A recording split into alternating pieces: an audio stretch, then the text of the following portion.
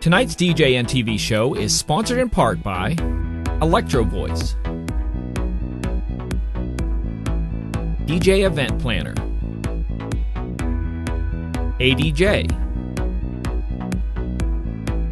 NLFX Professional, Promo Only, and DJNTV Insiders.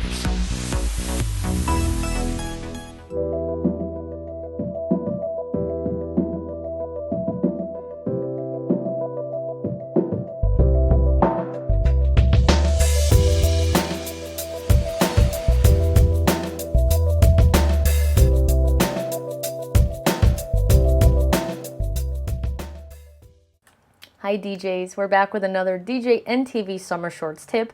I'm DJ Rachel, and today I'm going to be talking about the point of interest editor in Virtual DJ 8. So if you just started learning how to mix, or maybe you just got a controller, be sure to pay attention because this tip is going to be very helpful for you. Now, there is no shortcut here, and I wish I had one, but the fact of the matter is any DJ who mixes well has spent hours painstakingly going through their database and setting these points of interest, such as hot cues and loops, within their tracks so that when they're mixing live, the music that they're using is properly formatted with these points of interest so that they can be more creative, accurate, and smooth with their mixes and transitions.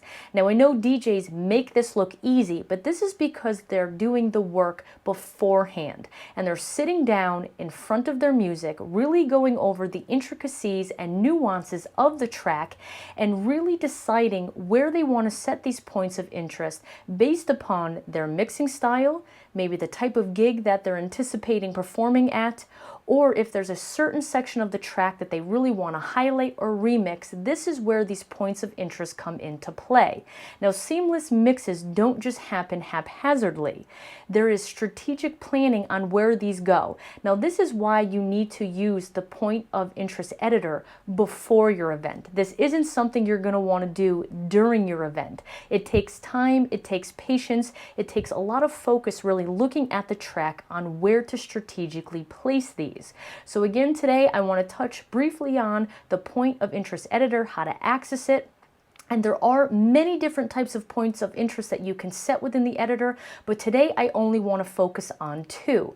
I want to discuss hot cues and marker points and how to use them and why they're useful. So let's dive right in and look at how we use the point of interest editor in Virtual DJ 8, hot cues and marker points. As always, I'm going to be dealing with the default Virtual DJ 8 skin. Now, there are two ways we can access the point of interest editor.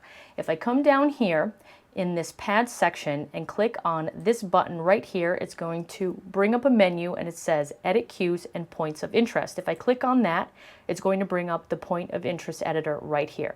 Now, my preferred way is actually either to come over to Deck A or Deck B and simply right-click on the waveform and it pulls up the point of interest editor. And again, this works for both decks. Now, Virtual DJ 8 actually does something pretty cool here. Every MP3 is automatically set with cue points, but they're not visible unless you manually show them. Now, these are indicated by these light purple triangles right here. So if I click Show All and deactivate it, they disappear, and if I click Show All, they come back. Now, these purple triangles are known as pre-marked cue points for the auto mix. Now, as you all know, the auto mix feature in Virtual DJ 8 automatically blends tracks, and these purple points that you see here are where the software has decided to make these blends when auto mix is activated. Now, the reason why you don't see these on the waveform on your main screen here is because Virtual DJ was actually smart enough to give you the option to make things invisible. So this means they're there and functioning and active, but when you come out to your main waveform right here in either one of your decks, you're not going to see these points of interest. And this prevents everything from getting really cluttered and jumbled and confusing with points of interest that you're not going to use or don't really care about. It's important to really only put in points of interest that you know you're going to use. Otherwise, things can get really confusing and really cluttered. So too many is no good, so having that invisible feature was really smart in my opinion. So now I want to talk about hot cues, and these are points that the DJ has strategically placed within the track that will advance or skip to that exact point where you had set that hot cue. And hot cues are awesome because they're very punchy and they're very exact. There's no delay, there's no skipping, there's no pausing. Wherever you set that hot cue, that is exactly where the software will jump that track to. So let's take a listen at what I mean. So here's hot cue number 1, hot cue number 2, hot cue number 3. And now if I hit these rapidly, you're going to notice that there is no delay. They're very punchy and very responsive. And that's exactly what you want when you're mixing live. We need these to be very crisp and punchy.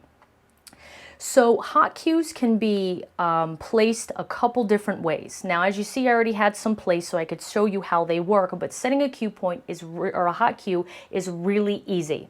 All you simply do is decide a point of the track where you'd like to put it. Now, I typically like to put one at the beginning, one when the vocals drop in, maybe one where there's a build. Then let's just say I'm going to put one right here where the beat drop is, and I can kind of tell where that is based upon the waveform and the colors that I see. So I can simply put a hot cue by clicking that button, and then maybe I'll put another one here as the beat exits on the track, and I'll make that number 5. Now let's just say I made a mistake and I was off on my cue point and I want to delete it. So let's just say I put it here, so now when I hit it, it has that extra sound involved and I don't want that there.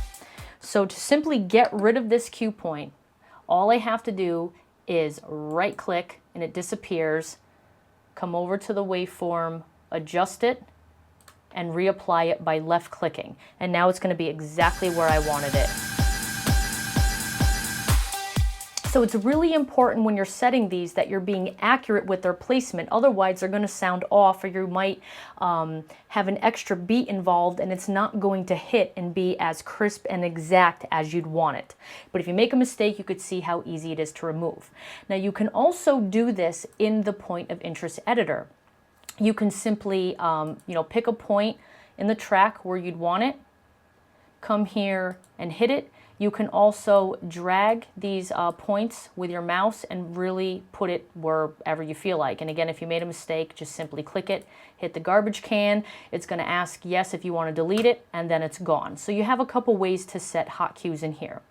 Now, another neat thing that I like what Virtual DJ does, it allows you to name these hot cues so that you don't get confused in terms of where they are or what their function is. So again, if I click on the number 1 hot cue and set it, and then open up my editor, I can now name this cue something. Rather than just leaving it as your standard cue 1, I can put intro. So now I know that this is where the track is going to start. Another neat feature is I can actually assign it a color. Typically, I like to make all my hot cues the same color so that I visually know what I'm seeing as the track progresses. So I typically like to make my first intro hot cue green. So green, go, start. That's just mentally how it works for me. So now if I close this, not only will it show up green right here, but if I go to my Denon MCX 8000 and I go to my pad, my first hot cue button on my pad is now green. So now I come to cue number 2. Again, right click. Instead of calling it cue 2, I can now label it as vocal in. So now I know that this is where the vocals come in. And maybe I want to assign this pink or magenta. So I close it and now it's going to show up magenta right here. Now I go to my hot cue 3. I know that this is where the build is. So maybe I want to put build and I'll mark that as blue. Close it. And now it's going to show up as blue. Now this is where the drop is, so instead of naming this Q4, I'm simply just going to delete it and maybe put beat drop. So now I know that's where the beat drop comes in. And so on and so forth. So you can actually name your hot cues so that you know, what they are and what position you are in the track. So I thought that was a really great feature as well. So now I want to talk about how hot cues can actually make for a better mix. So as you can see, I have two tracks loaded up. I got one in deck A and one in deck B. So I'm going to play some of the end of track A and casually mix in the song in deck B, and you're going to hear that it's not really that exciting or punchy of a mix.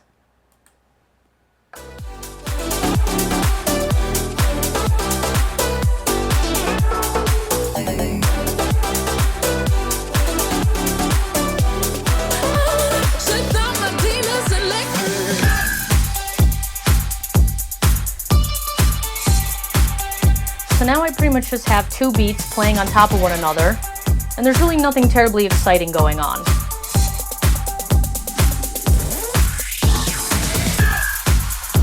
Now they're synced up and they sound good, but again, I feel like something is missing there. It's kind of losing its energy because there's nothing really going on but a drum beat.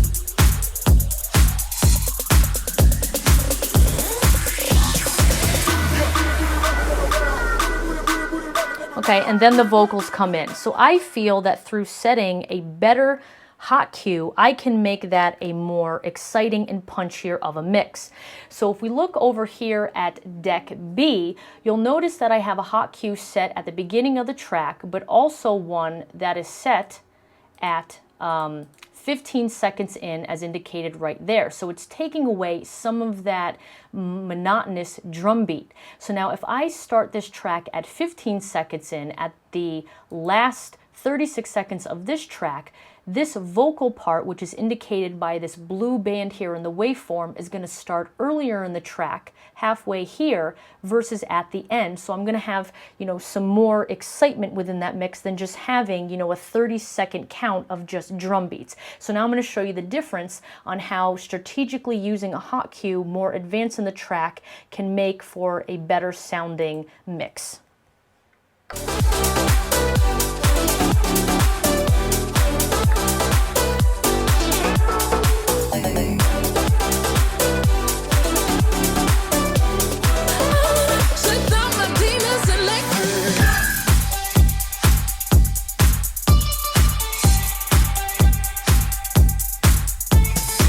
So you're going to see that the vocals are going to come in a lot sooner and give the mix a little bit more excitement.